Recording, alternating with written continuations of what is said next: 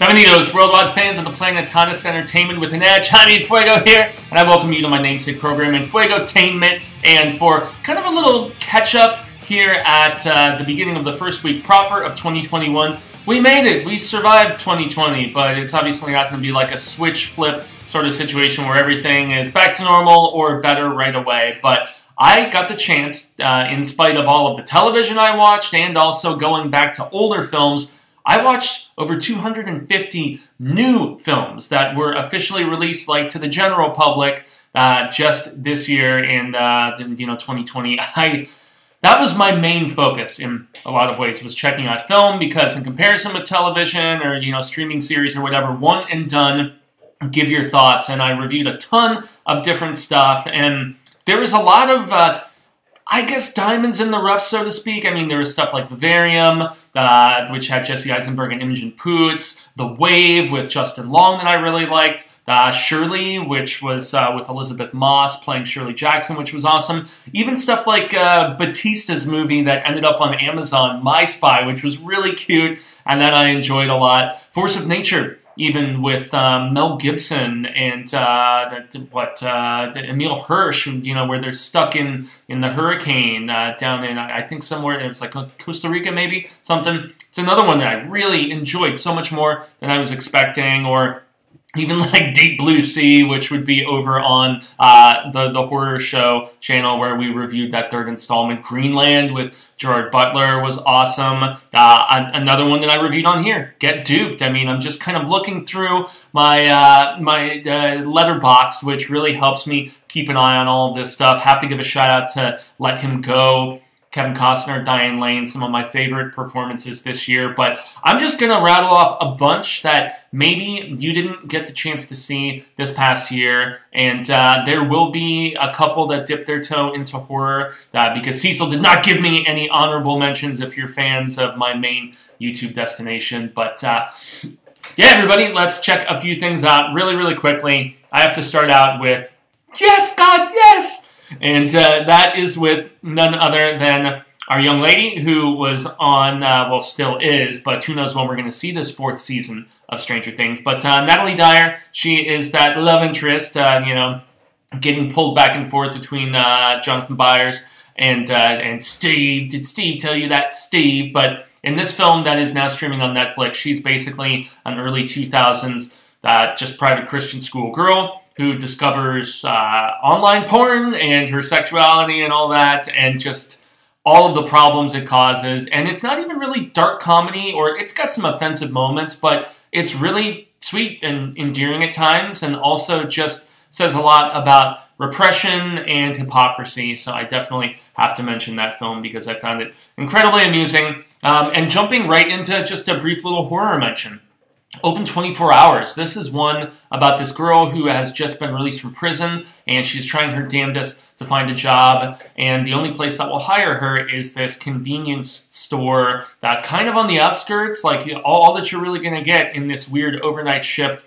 that she's hired for is like truckers and like creep boys and stuff, but she's very paranoid about her former boyfriend, who is a murderer, somehow getting to her, and it deals with delusions and the PTSD that can cause them. It's also got some really brutal kills in a couple instances, some very tense moments. It's one that I didn't get the chance to talk about on the Horror Show, everybody, because of the fact that with so much to cover and so much that we had to just, kind of push to the wayside because there wasn't enough time, that was definitely something interesting.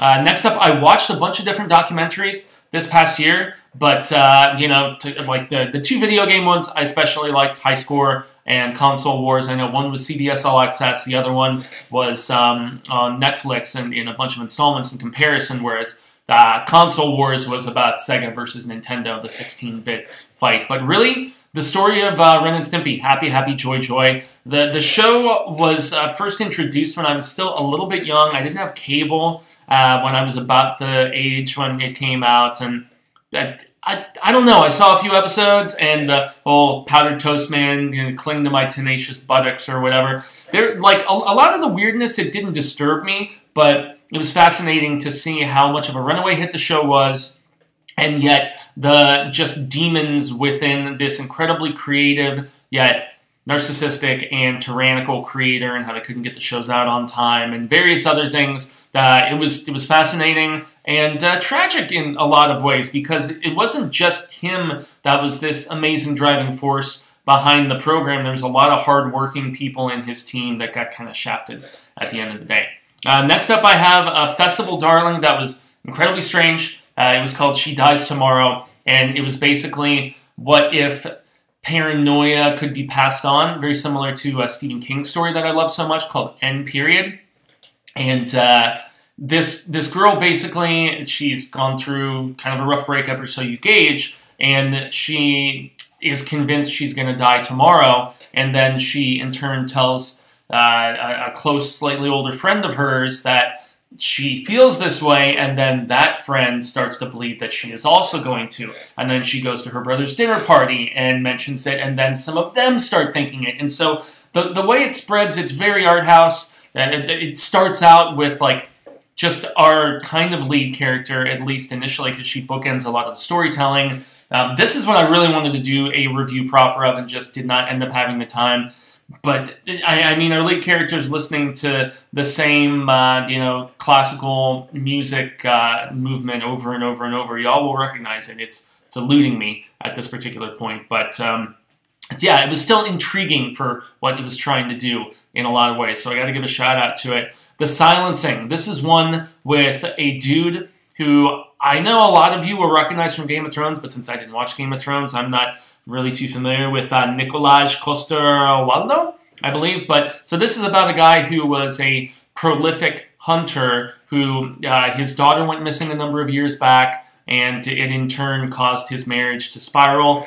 He's on an Indian reservation, or at least close by one, and now he's like trying to conserve the wild game. Some of which are, kind of bordering endangered, presumably, or just making sure hunters aren't going on there without the proper tags and licensing and stuff like that. But another girl is kidnapped, and perhaps there's correlations with the two cases. It takes some very interesting twists and turns, especially with one character who you think is good, and his friend, and a decision she makes without getting too into it. This was a very enjoyable thriller that, kept me guessing and was incredibly well done. So shout out in that regard. And then I've got Romans, and I know it's been under a couple different titles, but this is one with none other than our dude Orlando Bloom, and he is a guy who experienced some really nasty abuse, within the Catholic Church as a child, and he's still messed up,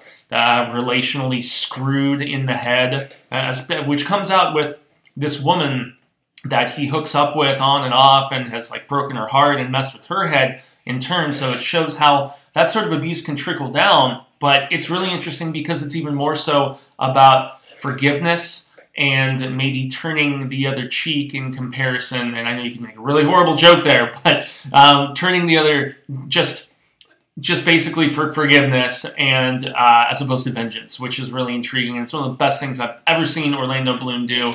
And it was damn good. Next up, I got my girl Aubrey Plaza. She did a festival film called Black Bear that I believe most recently ended up on Apple TV+. It was supposed to get limited theatrical. It's been such a weird year for releases. And this is one about this girl who she goes to stay with this couple, and she causes major friction within their relationship. As far as, maybe trying to steal somebody away. But then the film pivots massively about halfway through, and in a lot of ways, without spoiling stuff, becomes an incredibly different movie. But it just shows the breadth of Plaza's acting, and the one where it was like someone goes west. I forget the name of the name of the character Aubrey was portraying in that. She also had Ice Cube's son was in that one too. But in any event, she just continues to impress me beyond her snarky comedicness, or even like more reservedness that we saw in something like Safety Not Guaranteed. She just continues to get better and better as an actress, and she's a badass, man, and she's got range that I didn't even necessarily think was there. Another quick pivot, The Curse of Audrey Earnshaw. This is about just kind of a small fringe community kind of on the prairie. I guess you would consider it like kind of Western times, at least as far as time period. I gauged 1800s, but so there's this woman who has a hidden daughter, and there is a nearby community that she kind of shuns and stays away from, that the community, they can't grow any crops, and it's just been constant bad luck after bad luck after bad luck, and, despite initially thinking things were going to be okay, and yet this woman hiding a daughter is prosperous, and the community thinks that she has some potential satanic ties. And this is more like Western thriller kind of thing. You get some vibes of The Wind, and not necessarily the Pale Door. That's more like full-on horror. But this was an intriguing film and a great performance from our young girl who plays the title character.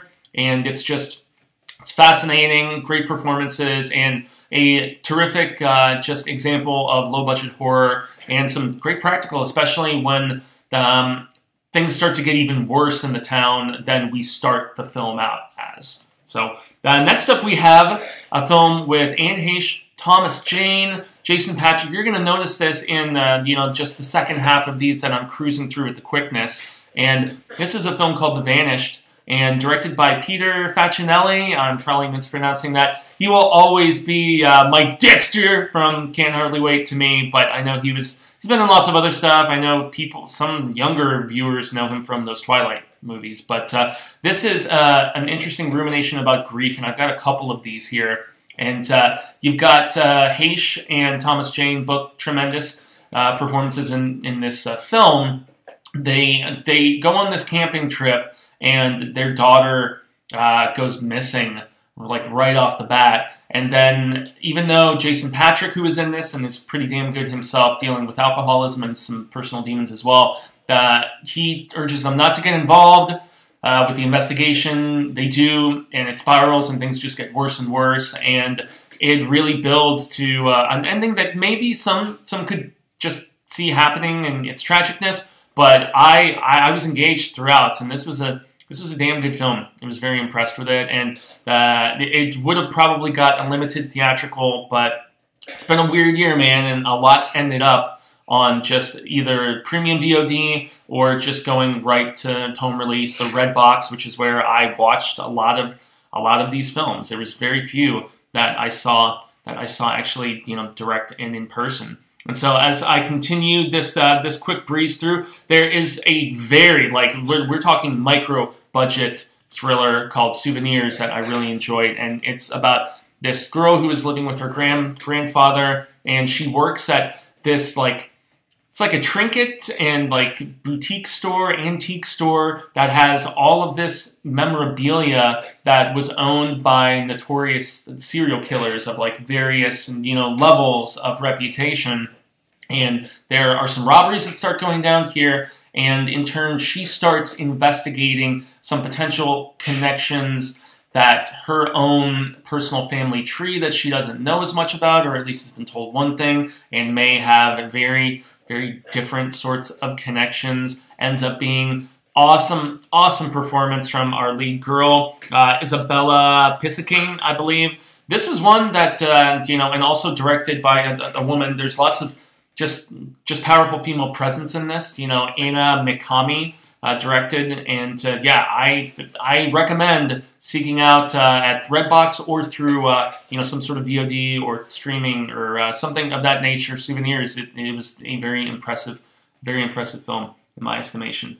Okay, as we continue cruising along, I did not see it in theaters. I know it was one of those first, along with Tenet, that was supposed to, save the, cinematic and save cinemas, so to speak. But Unhinged with Russell Crowe, I thought it was going to be more of falling down Michael Douglas, one of my favorite movies ever, one of his best performances as well. Sort of situation where, you sympathize significantly with this character, but without getting too much into it.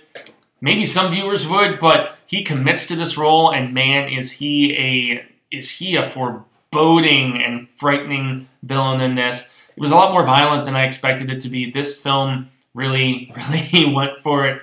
I gotta say, it was interesting, man. And now, as we are kind of rounding things out and getting to the last page of my massive list of things that I watched. And if you want to check out my Letterboxd and just see the full list proper, I have it. If you just go to letterboxd, boxd.com/Jaime En Fuego, like you see on all of my different stuff. You can see all of my lists of stuff I've watched as far as new releases go in the last number of years. But The Devil Has a Name was another that I caught on home release, directed by Edward James Olmos, and got some serious similarities to Dark Waters with Mark Ruffalo from a few years ago. They actually even mentioned that true life case, which this was also a true life case in California about, like an oil company that is just needlessly dumping in a water supply, and this nearby vineyard is having just this insanely difficult time. The performances are great. Kate Bosworth as at least the character that's telling the story, but you've got Haley Joel Osment in this really schmucky role. Who else, man? Yeah, but I don't know. Lots of familiar faces. That I'm trying to remember the name of Mark Duplass's wife. I know she's in this. She was also on The League. David Strathairn, I think. Also recognize him. So there's a lot of great performance going on in this. It is primarily courtroom drama, and I gained a newfound affinity for those, along with stuff like Trial of the Chicago 7. So The Devil Has a Name. This was another that I went in with like no expectation whatsoever, and was very impressed with both performance. They play Iron Maiden, Number of the Beast in this damn movie, man. I dug it. I dug it. Now, speaking of Beast, there's a very strange film I watched called Beast Mode. And as I've said on both the horror show and here on my personal channel, Enfuegotainment, there is horror that has comedic elements, and then there's comedies that sprinkle in some horror elements, and this is most definitely the latter. This is, it's basically about a cursed sort of, I guess it's like face rejuvenating sort of like cream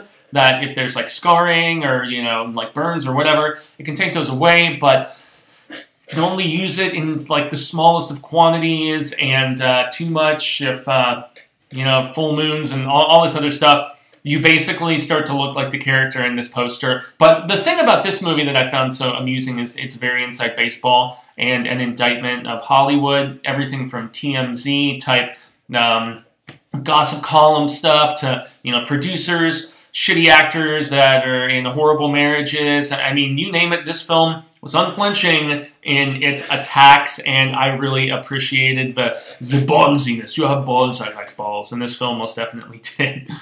Another one that I got from the Red Box is called The Burnt Orange Heresy. This has Mick Jagger in it, for goodness sake, but it also has, Donald Sutherland is in this, if I recall correctly, and the girl from Tenet, the cute blondie, Elizabeth Debicki, I believe her name is, but it's about this guy who is like an art critic who goes to, at the behest of Jagger's character, do this interview with Sutherland, who is in the twilight of his life. His career has been on hold for a while, and it surprised me so much in the lengths that someone will go to attain fame and notoriety, and just how quickly they will write off those that they have made really deep connections with. Just all the collateral damage, to find that sort of success, and it surprised me. It was another one with some stuff in the writing that I was just like, damn, they went to some places I did not expect. And another one, direct to home release, if I'm not mistaken, that boasted a big cast, True History of the Kelly Gang, and this is based on actual stuff. So in the late 1800s, for those who know, Australia was basically, it was where the British Empire was putting prisoners for a long time. And this Kelly guy, Ned Kelly, I think his name was, played by none other than dude from 1917, George McKay, and also lots of other peeps in this, Nicholas Hoult, Russell Crowe. But it's an interesting story about this Irish kid whose parents were convicts, and you've got Charlie Hunnam in this, and various others, but it's very just saddening and yet fascinating in the fact that he had this rough upbringing, that he did not want to embrace violence, and despite being pushed towards it in a lot of ways. But he's scarred in various instances by, like, this British officer coming and, having sex with his mother for pay, and, the sad fate of his father, and, his relationship with Russell Crowe, who becomes a stand-in father, and then when we join him as an adult, and the girl that he gets involved with, and all of these different things. It's perhaps a little long in the tooth for some, but it was a great kind of historical film, and very well shot, tremendously acted, and I'm sure it's another one of these films that a lot of people will not be familiar with and will have totally missed. And so now I have to just quickly cruise through a bunch of different films that, they're all horror, and I wish I could have had a better opportunity on the Horror Show channel to make mention of Spiral, about this 90s gay couple who moves to this community where there is, like, possible cult status stuff and, just definite hatred for their way of living, and it was far beyond. We're still having trouble with acceptance, especially in these, richer and more closed-minded suburban communities and stuff, and it was far worse back then. Blood Quantum is another one. It's on Shudder, and it's one of the best zombie movies I've seen in a long time. It's basically what if these Native Americans in this community where this zombie outbreak is transpiring, and it's not just people, it's happening with fish and dogs and all kinds of other stuff. So what if they were somehow immune? It is gory, man. It's got some of my favorite kills that I have seen, and it was very impressive in that regard, and some serious emotional heartstring tugging at that rate. La Llorona, not to be confused with the Conjuring universe spin-off that they made a few years ago, which was terrible. La Llorona is basically about this gentleman going under just full-on trial for war crimes against these people in Guatemala, and him being tormented by the potential ghost of some who he has performed these atrocities against, and also whether he is guilty or not, because of the fact that whether he was directly involved or whether he just turned a blind eye. And also whether he is actually seeing spirits or whether it's just his imagination and his guilt. It's very vague in that regard, and I greatly appreciated the drastically different, just full-on drama that this film was. I didn't really feel as if this was a horror film like some have declared it to be. And lastly, I need to make mention of Death to 2020, which just a couple days ago hit on Netflix. And this movie, man, I gotta say, and it's not even really a movie, it's just like hour something special behind some of the peeps from Black Mirror.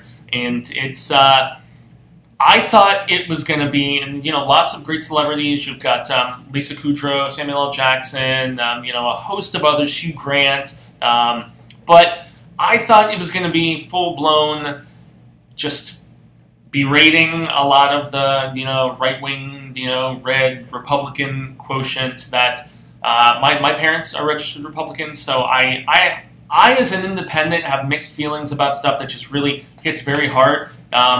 Steve Carell's movie this year as well was, I thought it was going to be one thing, and it turned out to be something drastically different. And this wasn't as drastically different, but I was impressed at the fact that it kind of pulled no punches in the fact that it went after both sides. Now, definitely it's a little more of a slant on one than the other, but it was more multifaceted, and I think that's because of that whole, like, Brits looking across the pond at us sort of thing, and just being like, holy shit, okay, you've got this wacky, reality host president, and yet it tackles a lot of other global stuff too, including leadership on that side of the world, and it was funny. It was definitely scathing at times, and I was very, very impressed with it. And so that's just a number of stuff like lightning hour status that I think you may have missed this past year. I extend a grande gracias. I've been Jaime En Fuego, and you can find them all on all social media sectors like Twitter, Instagram, Facebook, here on YouTube, and also, as I said,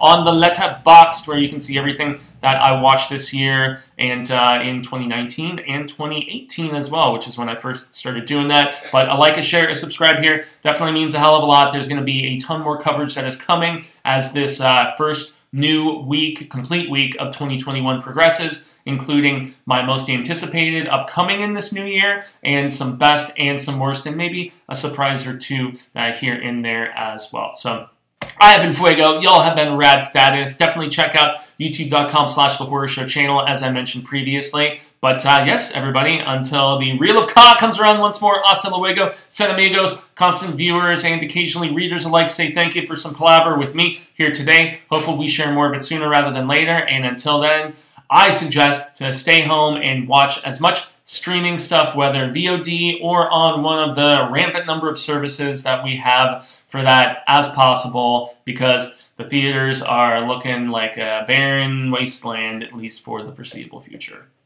It is what it is. Happy 2021!